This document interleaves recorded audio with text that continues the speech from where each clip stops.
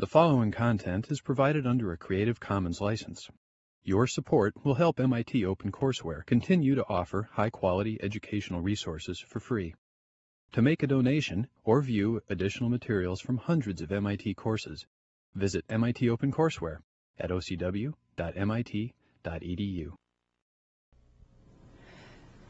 As I mentioned in the end of the last session, that we're going to be talking about now about the transverse modes of lasers. Now these are what we call undesirable, this is an undesirable behavior of lasers. There are very few applications that take advantage of these transverse modes. So let's talk about them, and also we have a little demonstration to show you these modes and some of their characteristics. Okay, so the topic now is then transverse modes, and then we remind you of what we did before. You know, typical laser cavity with two curved mirrors. We have the output coming out, which is a single spot, that Gaussian spot that we get, and we're used to it because most lasers, that's what they put out, is that single spot with a peak intensity in the middle. Now let's see what else lasers can do. Well, it turns out that some lasers will give you, instead of just a single spot output, will give you two spots, and sometimes more than two spots. And in most cases, the modes are there simultaneously. So it's not like this separate mode. This is what we call the higher order mode, or 0-1 mode, or so on. We're not going into that in this course. But this is called the 0-0 mode, which is the lowest order mode. Now, sometimes I say we get mixtures of these and other higher order modes, and they're a mess. Now, before I go to the demonstration, I want to discuss some of the properties of these modes with you so that you appreciate the demonstration a little bit more. Let's look at, aside from the intensity distributions, which was obvious, there's also the frequency issue. There's a spectrum issue. So let's look first at what we call the lowest order mode. And again, we have the cavity modes for that. And if there's enough gain to oscillate here, then you get what we call the 0-0 mode output associated with the 0-0 mode cavity resonance. Now, when this other guy oscillates, okay, because again, this fellow satisfies the boundary condition, just like this one here, but the mode has essentially a hole in the middle. Essentially, it's two spots. Now, this particular mode does not have the exact optical length of this one for its cavity. It has a slightly, it looks like the cavity for this one, even though it's exactly the same, but optically it looks slightly different than that one, which means that the optical length is slightly different, which means that the resonances, the cavity resonances, are slightly shifted for this one from that one. They're still C/2L apart, there's no problem, but the exact phase shift, you know, between one mirror and another is slightly different for the transverse modes. So again, if there's enough gain here to oscillate, then this one will also oscillate. Now you get two frequencies oscillating, when normally, you know, we'd expect only one, because there's only one cavity resonance under the gain curve. So in this case, you get two. Now, if you have other transverse modes, if you have this is what we call 1, 0, 2, 0, 1, 1, 2, 1, and so on. These are all shifted from one another, and they generate all sorts of laser frequencies. Now, so it can be a mess. So the spectrum of the laser output, instead of being single frequency, now you see all kinds of modes and all kinds of intensity distributions. If you want a formula for this, as I say, in this course I'm not using any formula, but this one is it's difficult to keep away, and that basically will give you the resonance frequency for any cavity mode you want in terms of the transverse mode number. Q is the same Q we had before, what we call the longitudinal mode number. M and N are the transverse mode numbers, you know, in the X direction and the Y direction. And this is the formula. I don't know whether it's worth going into it, but basically it's again C/2L times Q. That's what we had before. And on all this other stuff is because of the transverse modes. So for a given transverse mode, depending on what M is and N is. Like this one here, the 2 spots is 1, 0 or 0, 1, depending whether it's in the X direction or the Y direction. And the 3 is in a horizontal line is 2, 0. The 4 here is 1, 1, and so on. So by substituting M and N from whichever mode you have, and then plugging into here, and this very simple formula, 1 minus L over rho 1, where L is the separation between cavity mirrors, rho 1 is the curvature of one mirror, and here's the curvature of the other mirror. And when you do all this, you find that you can calculate the frequencies of these transverse modes, and the laser will oscillate at them. But if you were able to isolate, let's say you isolate this one, like we'll do in the demonstration, indeed you'll see the basic cavity modes that look like this, C over 2L apart. And also in the demonstration, we'll make this one oscillate with this one and others, and then you'll see all sorts of modes. Now, as I say, there are not many applications that take advantage of all these modes. There is 1 or 2, but we don't want to bring them up at this stage. Most lasers would like only this mode. So we need to get rid of these. Okay, so in order to get rid of them, is what we have to do is the following. We put an aperture inside the cavity. It doesn't have to be in the center. It can be elsewhere. And this aperture, what it does, it starts to cut into these transverse modes. Because these transverse modes, if we do the calculation, they're always bigger in size than the lowest order mode. So when we start putting an aperture inside, we provide loss, a little bit of loss for these guys. And if there's enough loss so that the gain is not enough to laze, then they'll drop out. While this one here, even though we cut into them, if we don't cut too much into this one, into the lowest order mode, then it can still survive. Maybe it'll be less intense, but it will survive. But this one will go out, since all the transverse modes are bigger than the lowest order mode. All right, so this is one way of getting rid of these transverse modes. And there are also other clever techniques of getting rid of them, but this is the simplest to understand. So we have to do something. We have to put an aperture there to get rid of them. Otherwise, they'll oscillate if there's enough gain for them to oscillate. All right. So now I think we're ready to look at a demonstration that demonstrates these transverse modes, at least in terms of intensity, and also will demonstrate the spectrum, the modes that are associated with these modes, either when they're all together or when they are separated. And we have a nice little technique of separating out one higher order mode, then we'll show it to you and show its spectrum. So I think this demonstration is a lot of fun because lasers with transverse modes are not readily available, because usually, as I say, manufacturers make sure that their lasers only oscillate in one transverse mode. So I think now we're ready to appreciate this demonstration.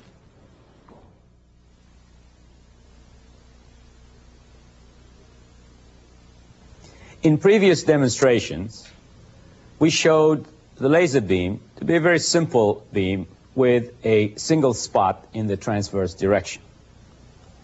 Now, most lasers actually put out a beam like that, just one spot in the transverse direction, and the intensity distribution is Gaussian.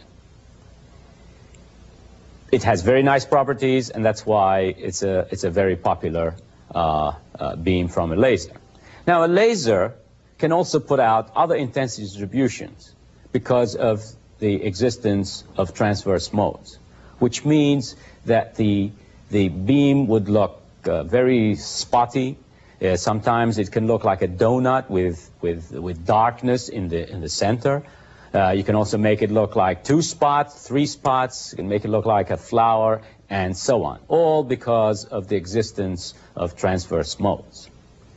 Now, in this demonstration, we got a special laser for you that can exhibit these transverse modes.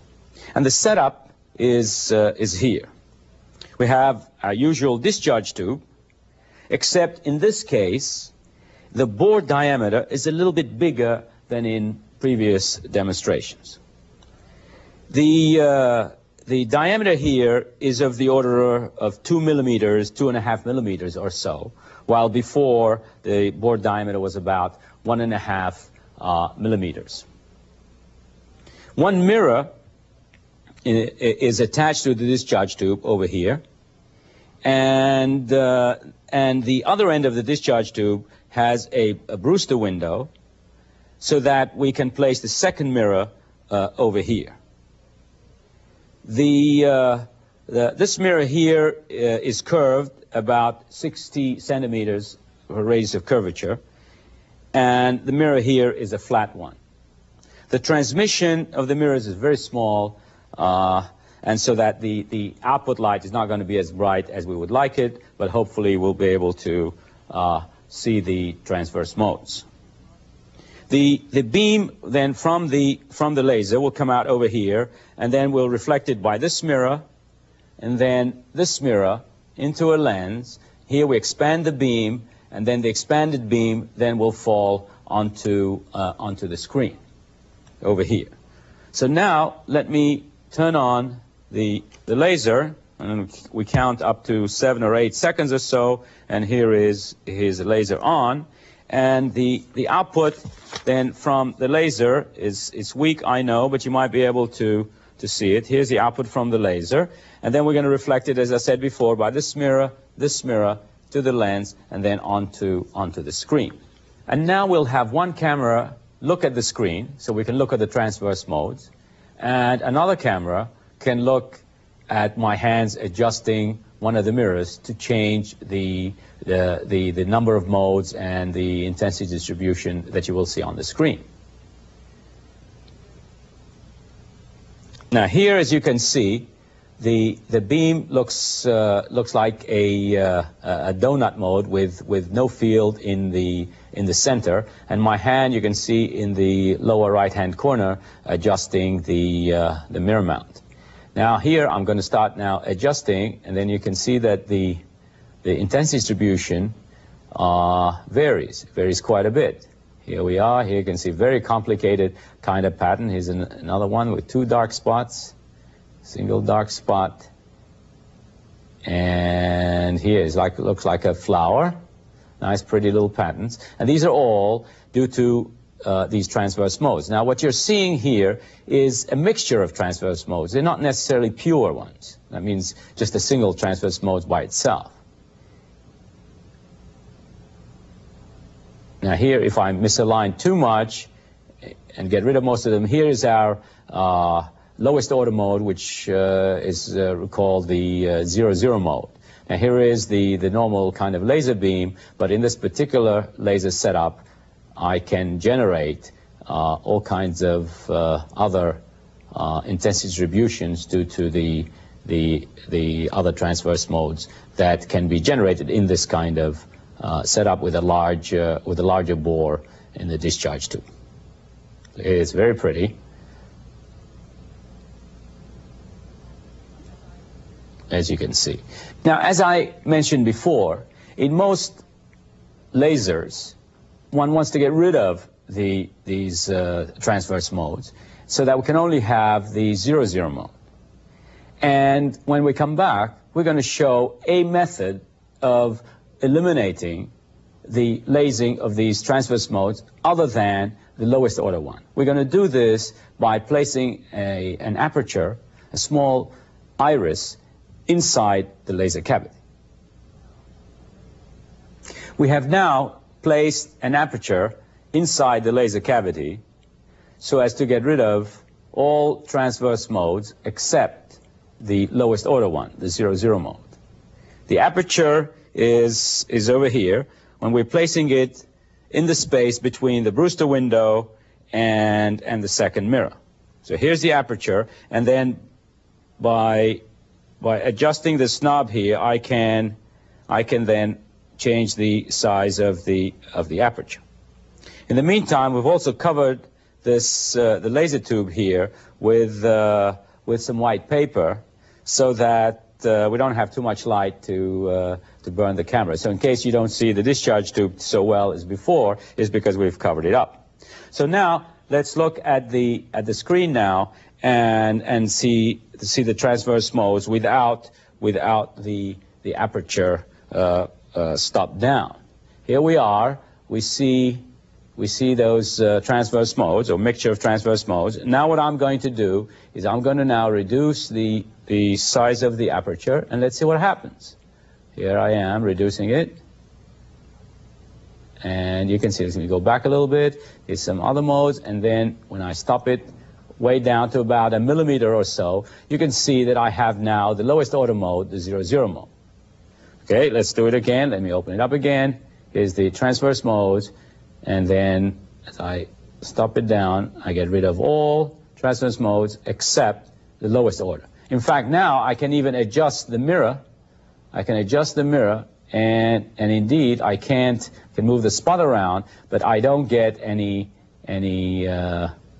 transverse modes showing up. So in summary, then by putting a small aperture inside the laser cavity and choosing the diameter appropriately, we can get rid of all transverse modes except for the lowest order mode. Now, most commercial lasers either have an aperture like that inside the laser cavity, or have the bore size of the laser amplifier so chosen so that only the lowest order mode would laze, and very difficult to have the other transverse modes laze also. And that's why most commercial lasers put out that lovely single spot beam. Now, another interesting thing about transverse modes is that their frequencies are different from one another. And that depends on again, the length of the cavity and the curvature of the mirrors. So when we come back, we're going to have the spectrum analyzer set up so we can look at the frequencies of the various transverse modes. We're now ready to look at the frequencies or the spectrum of the transverse modes of this laser using a scanning Fabry-Perot interferometer acting as an optical spectrum analyzer. And here's the setup. The output of the laser, now we take the output from the other end, from the other mirror. We're going to reflect it by this mirror here, onto the scanning Fabry-Perot interferometer. The length of the cavity is about 10 centimeters, which means that the free spectral range will be about 1.5 gigahertz. The output of the scanning Fabry-Perot interferometer then goes onto the scope to display the frequencies of the laser. Now we're going to look at the intensity of the beam, or the transverse intensity distribution of the beam, showing the various transverse modes. And at the same time, we're going to look at the spectrum of the laser light as measured by the scanning Fabry-Perot interferometer. Now here on the screen, now we see on top, we see the intensity distribution of the laser, the transverse intensity distribution, and below we see the corresponding spectrum.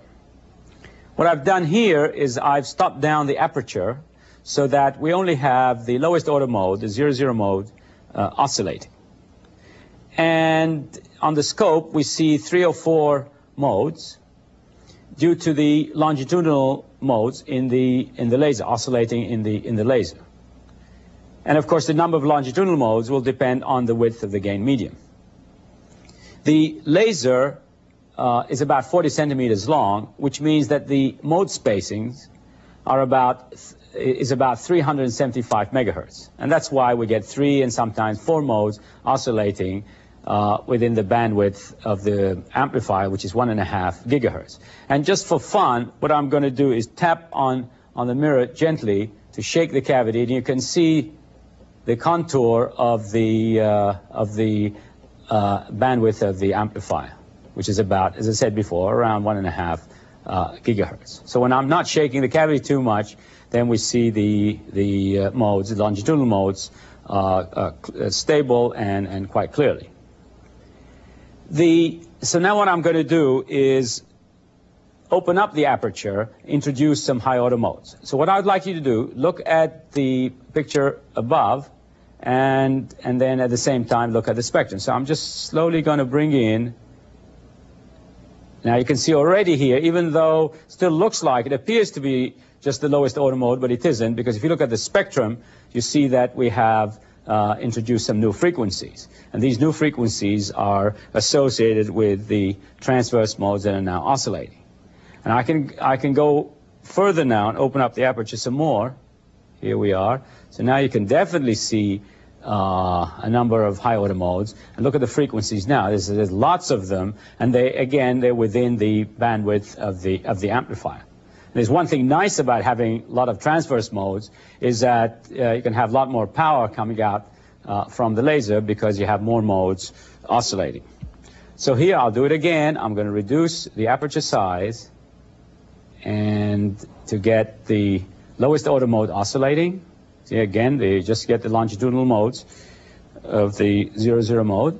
And now I will introduce the transverse modes again to show that they have their longitudinal mode frequencies are different from the 0, mode.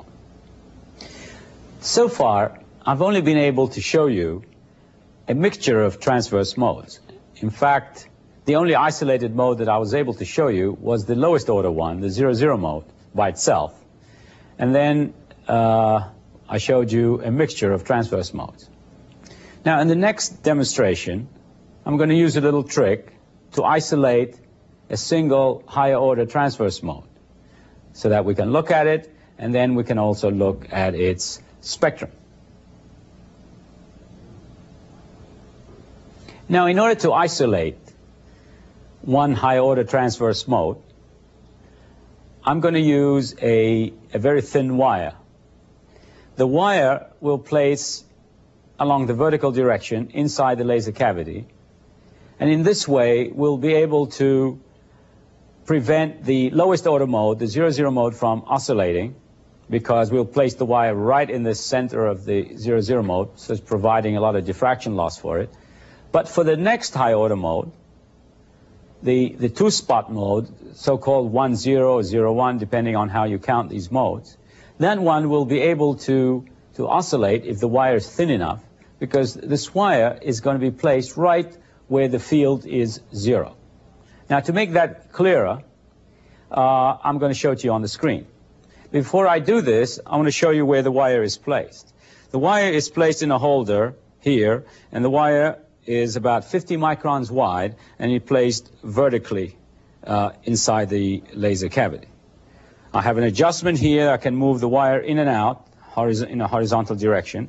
And also I have another adjustment here that rotates the orientation of the wire from, let's say, vertical to horizontal. Now let's go look at the screen and see what sort of transverse mode I've been able to isolate. Now here on the screen you see that I've isolated the next transverse mode. It's called either 0, 1 or 1, 0, depending on how you count these modes. And this consists of essentially two spots with 0 field in between. And remember, I used a vertical wire right in the center of the mode so that this particular transverse mode doesn't need any gain in the middle, and therefore can oscillate with the wire in place.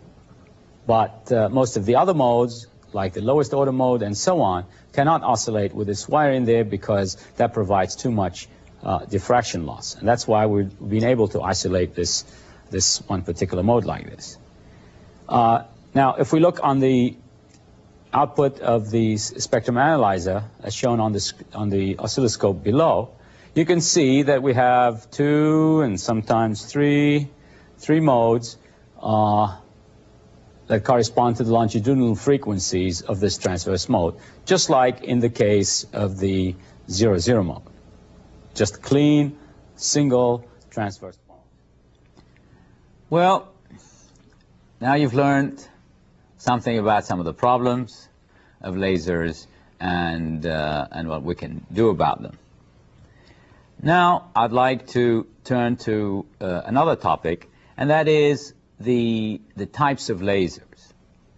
You know, and because we have all kinds of lasers, and I would like in this short course, again without going into too much detail, but just gives you a flavor of how these different lasers function.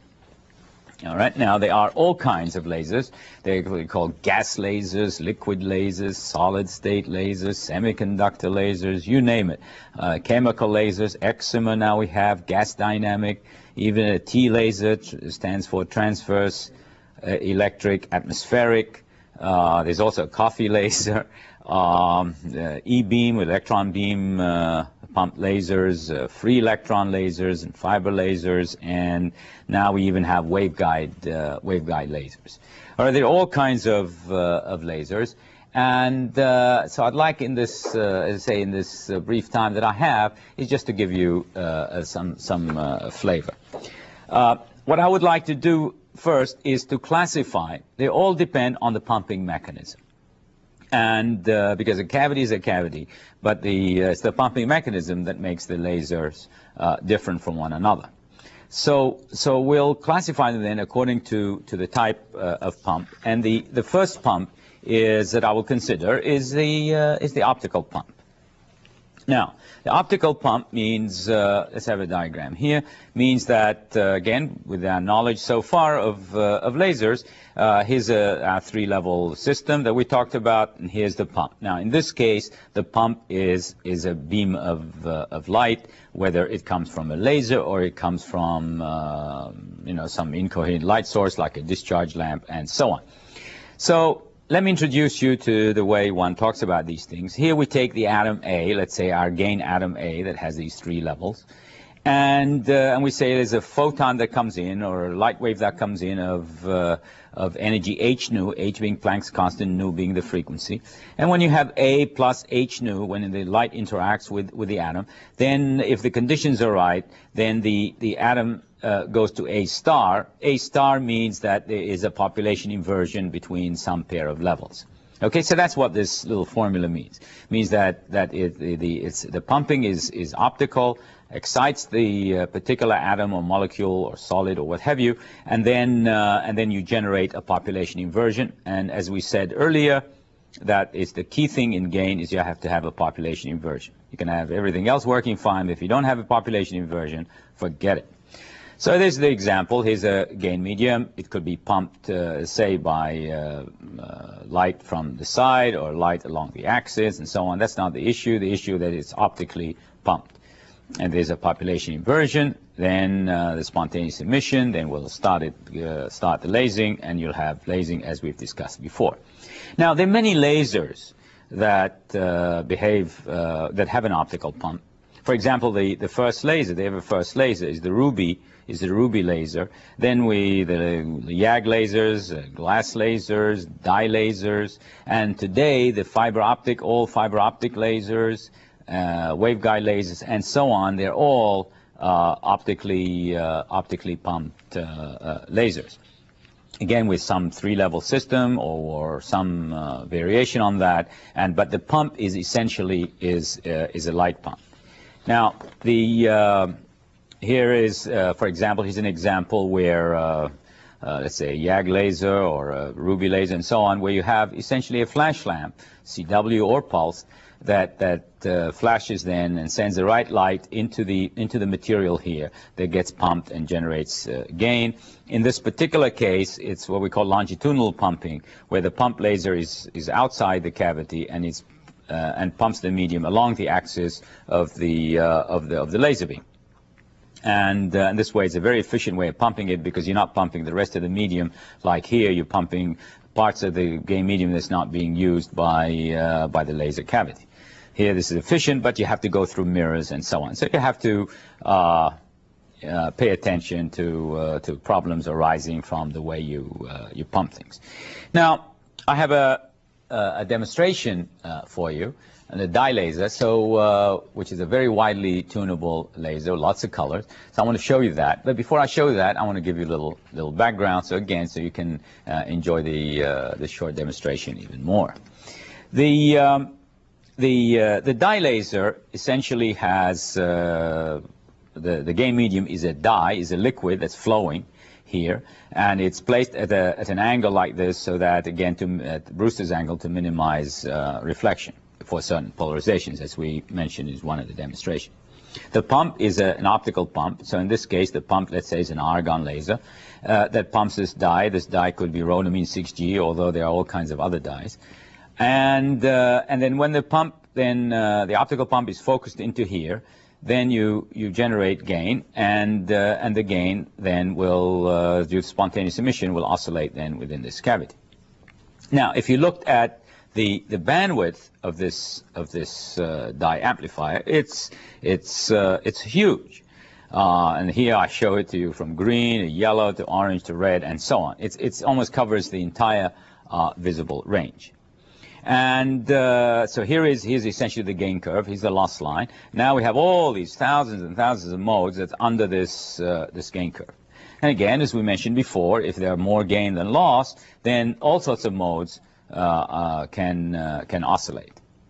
And so here you can see there are all sorts of colors in these modes. So the light that comes out it has a broad band of colors. All right, because the amplifier is so wide. So the first thing you want to do is that you want to do something about this, because it's nice to have a very broadband amplifier, but if the output consists of all these frequencies and colors, sometimes it's not very useful. So you need to cut down that gain to start with, and be able to tune it. So let's see how you might do it. Here is that cavity again, but what we do here, we put a prism here, or a dispersive element, like a prism or a grating, or I don't want to get into details, but basically something that disperses the colors. And I hope your TV set is set right, so you can see these colors. So here we have these colors broken up into various into the spectrum, to the various colors, and the mirror here is adjusted so that it only reflects one of the colors. So the color that hits the mirror at a normal angle then will be reflected back into the cavity. The color that hits it at a slight angle due to the dispersion here will not go back into the cavity. We'll just miss it, and the laser cannot oscillate, let's say in the red here, because there is not enough gain to overcome the losses when the cavity is misaligned for the red. But for the orange, or whatever the color that appears on your screen, but for the orange, then the cavity is well aligned, so the orange will be selected. So let's see what it looks like down here in the diagram with the modes. So these are the basic modes of the laser we had before. But the prism, you see, the prism only allows just a few modes, let's say in the orange, to have more gain than loss, and they are the ones that oscillate. All the others, as I said before, the loss is too much because the cavity is misaligned for them, so they do not oscillate. All right. So now, then, by rotating this mirror here, we can select any color we want. In this particular case, of course, we can have several longitudinal modes. But if we put an echelon here, just like in a little earlier, when we put an echelon here, we can even select one frequency. And so we can get out of this huge bandwidth from this dye laser, we can get a single frequency operation, and then we can tune it along the entire gain curve. And the tuning is tricky, because what you have to do in the tuning, you have to tune certainly this mirror here to move the lasing color or whatever, or the lasing bandwidth with respect to the bandwidth of the amplifier. Then you have to tune the cavity, the length of the cavity, so that you have one mode within this bandwidth here. And then if you had an echelon, you have to tune that also. So it gets sort of complicated, but it works. There's a few feedback loops that are involved, and it does work. Now let me now get closer to the demonstration. Now in the demonstration, the cavity is a ring cavity of the dye laser. The cavity of the dye laser is a ring cavity, but it has this jet stream. In this case, it's jet stream because windows are a pain in the neck. So you need where the pump laser is focused into the gain medium. It's actually just a sheet of liquid about a third of a millimeter in thickness and so on, which is flowing transversely here. So there are no windows at all, but still it has to be placed at Brewster's angle. So in here we have a ring, and it has lots of advantages, and right now we're really not going to get involved with that.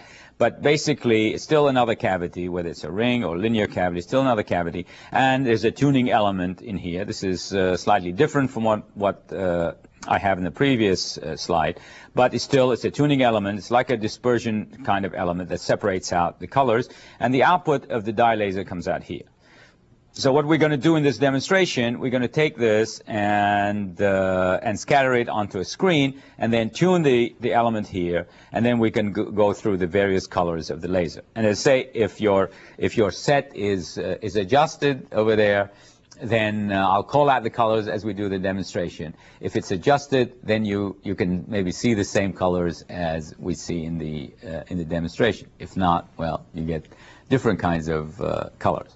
All right, so I think now we're ready to look at this fun demonstration of the tuning range of a dye laser.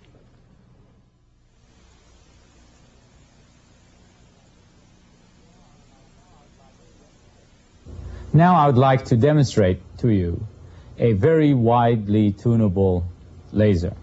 In this case, it's a dye laser, the dye being rhodamine 6G. When pumped with an argon laser, the dye laser can be tuned from light green to yellow to orange, red, and even deep red, using just that one dye. So in this demonstration then, what we're going to do is fire up the dye laser and then tune it so that you can see all these colors right on your screen. Again, you have to be careful and make sure that your monitor is adjusted so that you can see these colors. All right? Now the dye laser is right here behind me, and when we come back, we'll have it all set up, ready to show you those beautiful colors that come out from this dye laser. Now on the left, you see the argon laser pump that pumps the dye jet. Now, as we zoom out, we see the entire ring dye laser. So let's look at the dye laser in a more of a close-up. Here's the pump coming into the dye laser. Here it is the pump, the argon laser pump. And pump gets focused into the dye jet over here. The fluorescence from the dye jet then is picked up by mirrors close to the dye jet and then sent around this ring cavity. There's one mirror here, is the laser beam, and there's the other mirror here, and then the other two on either side of the jet. So here's the output of the dye laser. What we're going to do with it, I'm going to pass it through a diffuser to dramatize the display of the color. Here's the output of the diffuser, and I'm going to let it fall onto the screen over there. Now right now, the dye laser is putting out an orangish sort of color,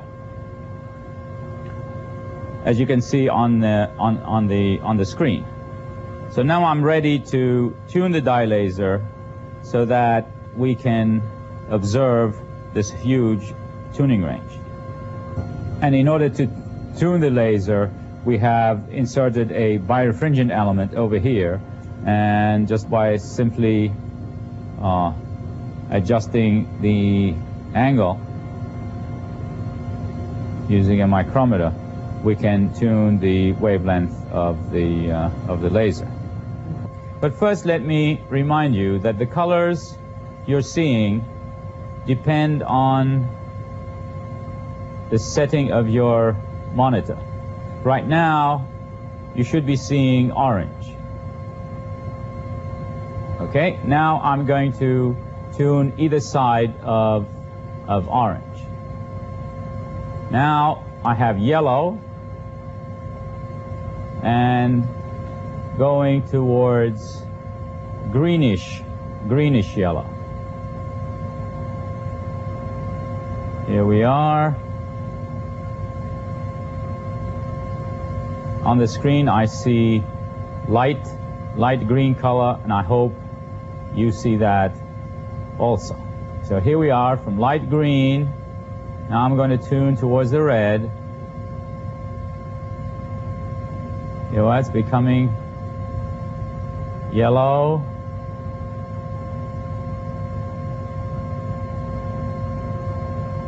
Now orange.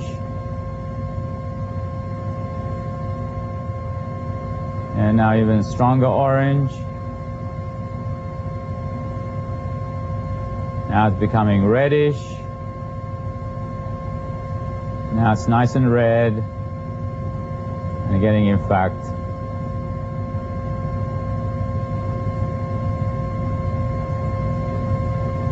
deep red over here. Again, I hope your monitor is going to show you this huge tuning range. Now I will... Well, I hope you like that huge tuning range, because that's very large. It almost covers the entire visible range. And when you think in terms of communications and bandwidth that you need, this kind of bandwidth is incredible. You can put millions and millions of TV channels in a bandwidth like that. Okay, so that was the optically pumped laser. And as I mentioned, there are lots of lasers that are optically pumped. Whether today, you know, we have a lot of semiconductor solid-state lasers that are pumped by semiconductor lasers, and as in fibers, and micro lasers, waveguide, and so on. There are lots of lasers today that are pumped by light, and usually other lasers like semiconductor lasers, argon lasers, and what have you. But still, they still behave like lasers, and they satisfy the same conditions that we've been discussing. All right, so don't feel that they're going to be too difficult to understand. I mean, the basics are basics. You need population inversion, and that's brought about by the gain, and you need to get rid of the bottlenecks and so on. That's below the lower level, or of the lower level and below. All right, so now let's look at other techniques for generating gain, or other pump types. All right, and this one here is the, what do we call, the electron collision pump. This is the pump that depends on electron collision to create the population inversion. Again, I'll show the three-level system, you know, our basic system. But now the pump is not light; it is an electron. So the idea here is to get an energetic electron to collide with the atom A, here with this gain atom, with the A, and takes the atom from the ground state into this excited state in level 3, so that you have a population difference between 3 and 2. So you can get lasing on the 3 to 2 transition.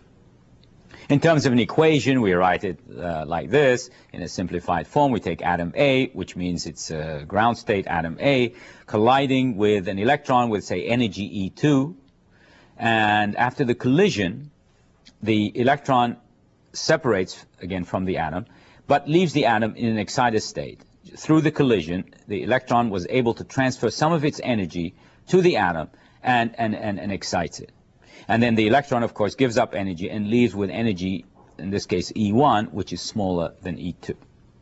So a neutral ground state, or shall we say a ground state atom, colliding with this energetic electron, then can be excited to this excited state here with a population inversion with respect to level 2, leaving the electron with lower energy. Now, of course, you have to tailor the right energy of the electrons with the right atoms. Obviously, that's I don't need to overemphasize that. But when you find the right system, that's basically what's going on. And in this case here is, let's say, a discharge tube. In this particular case, by the way, lasers work like this on pure electron collision, the argon laser, krypton laser, xenon, nitrogen, copper, vapor, and so on. There are lots of lasers that only depend on electron collision for their pump. All right. So you see here, I didn't mention helium neon because I'll get to it in a couple of minutes. But basically here this is pure electron collisions, and so you need a discharge. You want to generate the electrons, and then the right energy, and then you put the right atoms in here, and then you can get the population inversion. You can do it through, as I say, through a discharge or through electron beams and so on, but that's not the issue. The principle is that it is an electron that's colliding with that atom and causing this this population inversion. Now the next one is what we call atom collision. All right, atom collision that causes the gain.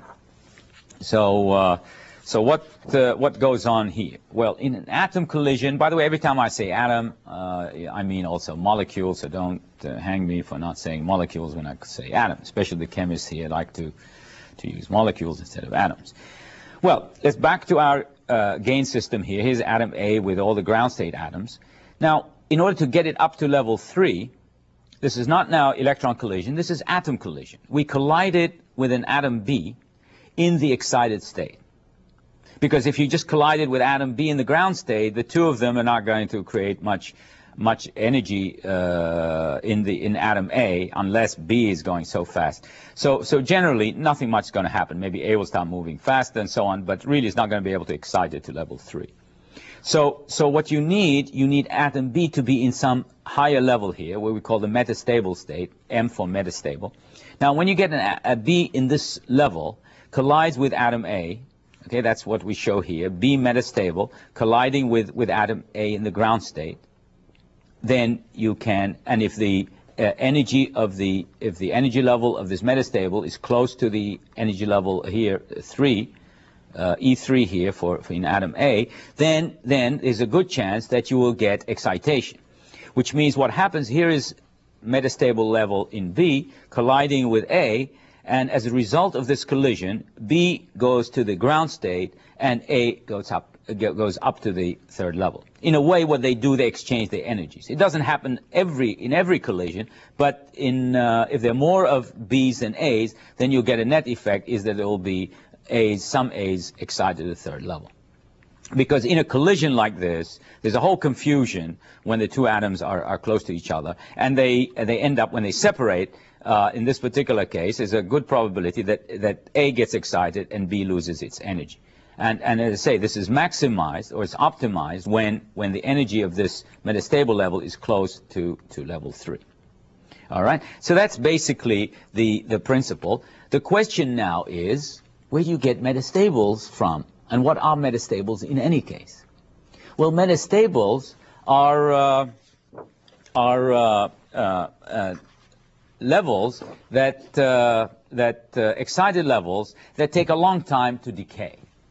So there's not something magic. It's just that, before we said there's spontaneous emission, and spontaneous emission depends on the strength of the interaction or the coupling between these two levels. It can be very fast, or it can be very slow. Or sometimes it just doesn't decay at all. There's no spontaneous emission. So if you look at the decay time, if you put, let's say, 1,000 atoms in, let's say, level 2, and you watch them decay, then depending on this coupling between level 2 and level 1, they can either decay very fast or not decay at all. All right, this shows the decay as a function of time. And that depends, say, on the lifetime or the relaxation time between level 2 and level 1. This is basics of atoms or molecules. Now, we call a metastable state when the lifetime is very long. What does it mean very long? Longer than a millisecond or so is usually called very long, but they can be much longer than that. And so if the lifetime is very long, then we call it a metastable state. All right. Now here I also have it in terms of instead of time constant, I have it in terms of relaxation rate, which is 1 over the time constant. So when the relaxation rate is then very high, then the lifetime is very short, and when the relaxation rate is small, then the lifetime is long. Okay, so that's basically then the metastable state. Now comes, how do you then generate a metastable state? All right, we're not done yet. So how do we generate a metastable state? Then let's say this is the metastable state that we want to generate. So what we can do, we can use a pump, or some excitation mechanism. It could be optical, it could be electron collision, it could be whatever. And then we can go up to level 3 in this particular case now, in this B atom now, not A. And then let's say by spontaneous emission we come down to here. Then now we've created atoms in this metastable state, and because the lifetime is long, then they're going to stay here. They're going to run around with energy in this level. And then when they collide with atom A, then we get that excitation. So this pump, as I say, can be any kind of pump. Sometimes, you know, we could have direct excitation, again, depending on the particular system and the particular pump. So now we've seen how to generate a metastable state. So let's go over it again. So we first have we have to generate the metastable. So the equation for that is, let's say, atom B. And this particular case, let's say I'm going to look at electron collision. And like in helium-neon, for example, now we get to helium-neon, or the carbon dioxide laser, CO2 nitrogen, or helium-cadmium, and so on. All these lasers depend on atom collision or molecule collision. And basically, they're done, at least the simpler versions are done with electron excitation. So you take, let's say in this case would be helium. Helium is B. And helium, in the case of helium-neon laser, and you excite it with electron in a discharge, and then you generate helium metastables. And then these helium metastables then collide with neon. In this particular case, A is neon for the helium-neon laser, with neon, and that generates neon in the excited level here with a population inversion. Once you have a population inversion, you have gain at this frequency, and if you have more gain than losses, then the cavity, then the laser takes off. All right, so that then explains the helium-neon laser. Of course, in the case of CO2, it's the nitrogen that supplies the metastables to excite CO2. And in the case of helium-cadmium, again, it's the helium, just like in here, the helium that supplies the metastables to excite cadmium. And there are other kinds of lasers that depend on these collisions. Another type of pump is the chemical pump. All right, now chemical pump. Now we're getting into a lot of tricky treatments here, but I just want to be very brief, as you can see in this kind of a course, without any real math and detailed explanations. Now, a chemical pump is when again let's say the B2, let's say we have a molecule B2, and we either chemically or whatever, we interacted with, let's say, atom A. Could be A excited or A energetic or so on. Or what can happen here, that when A interacts with B2, you can generate, sometimes you can generate, if you know your chemistry, right, you can generate now a new molecule that's made up of AB, and this new molecule is born, so-called born or created, in the excited state or in a state where you have a population inversion.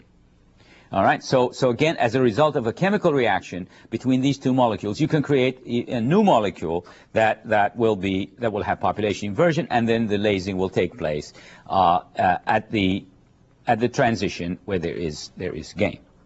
Another type is where you start with an excited A atom, energetic A atom, and colliding with a BC molecule, and then creating again an excited state or population inversion in AB molecule, and so on. And this can get very complicated very quickly, but the idea is that the gain medium comes as a result of a chemical reaction rather than just a pure electron collision or optical pumping. The types of lasers that are like that are HF, hydrogen fluoride, deuterium fluoride, argon fluoride, krypton fluoride, and so on. These are all basically depend on this kind of interaction.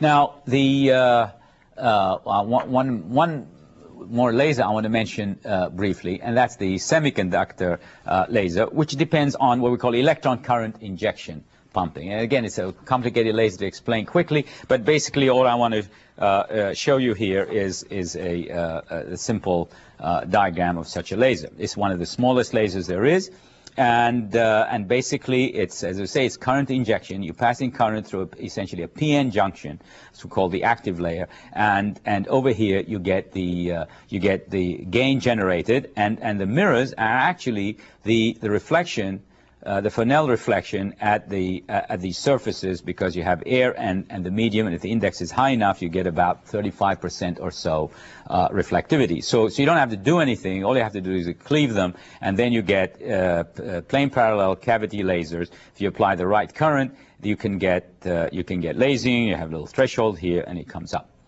And these lasers, as you know, they're used for all kinds of things today, and now they're also used as optical pumps for other lasers. And I think my time is running out. That's why I'm hurrying up. And so at least in a way, I've exposed you now to the various types of lasers, so you don't have to be too puzzled when you hear about a laser. All you have to ask is what is the pump, and how does it create a population inversion, and then you have to know how much gain you can get, and then with that you know how much power you'll get, and so on. But for that you need to consult the books and go into more depth.